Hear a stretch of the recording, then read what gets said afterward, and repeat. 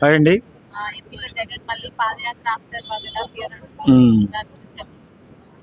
ఆయన పాదయాత్ర చేసినా, పడుకుని యాత్ర చేసినా, పరిగెత్తి యాత్ర చేసినా, ఏ యాత్ర అయినా సరే ప్రజలు నమ్మేది లేదు. ఎందుకంటే ఆయనకి ఓ అద్భుతమైన అవకాశాన్ని ప్రజలు ఒకసారి ఇచ్చారు.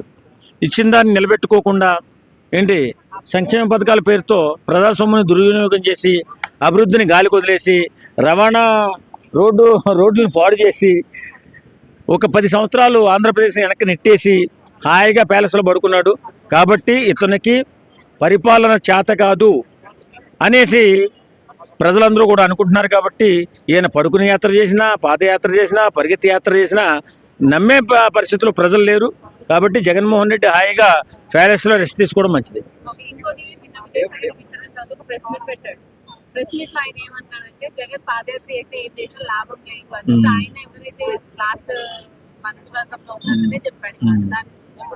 ఏదేమైనా పెద్దవాళ్ళు వాళ్ళకి తెలుస్తుందండి రాజకీయం గురించి. ఇప్పుడు విజయసాయి రెడ్డి గారు ఆ మాట అన్నాడంటే కేవలం అతని గెలిచి కాదు, అతను చేసినటువంటి తప్పుల వల్ల, అతను ఎవరి మాట వినకపోవడం వల్ల, కొంతమందిని చుట్టూరు గోడ కట్టుకుని భజన చేయించుకున్నందువల్ల భజనకి అలవాటు పడిపోయాడు. దేవుడికి భజన చేస్తే మనకు మోక్షం వస్తుందో తప్ప ఒక మానవుడికి భజన చేస్తే దరిద్రం చుట్టుకుంటుందన్న సంగతి ఆయనకి తెలుసుకోకపోవడం. నిజంగా ఆంధ్రప్రదేశ్లో ఆయనకి ఇచ్చినటువంటి అద్భుత విజయాన్ని కొత్తగా వచ్చినటువంటి రాజకీయ నాయకులకి ఎవరికి ఇవ్వాల. 151 సీట్లు ఇవ్వడం అంటే 100కి 100% ఆయనకి సపోర్ట్ చేసినట్టు. సపోర్ట్ ఎందుకు చేశారు? యువకుడు, కుర్రోడు, రాజకీయ అనుభవం వాళ్ళ నాన్నగారి నుంచి ఏదైనా తీసుకున్నాడేమో అనుకుని అందరూ కూడా ఆయనకి 151 సీట్లు ఇచ్చారు.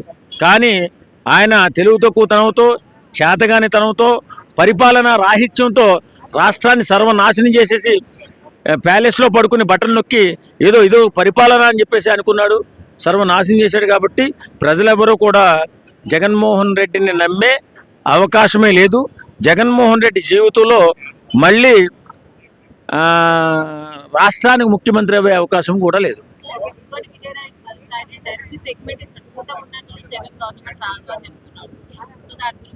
వాస్తవంగా అంతే కదండి.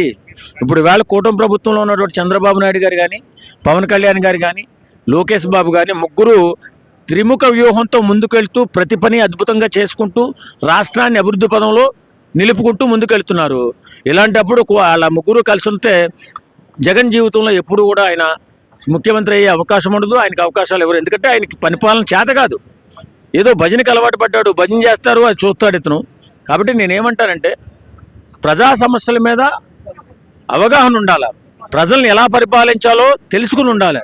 ఎక్కడో ఇంట్లో అవకాశం వచ్చింది కదా, ఇంట్లో పడుకుంటే పంచాయతీకన్నోడికి ఎవడు పనిస్తాడు? పని చేసేవాడికి పనిస్తాడు ఎవడైనా. కాబట్టి జగన్మోహన్ రెడ్డి గారు హాయిగా ఎలంకా ప్యాలెస్లో రెస్ట్ తీసుకోవడం మంచిదని చెప్పి నేను అనుకుంటున్నాను.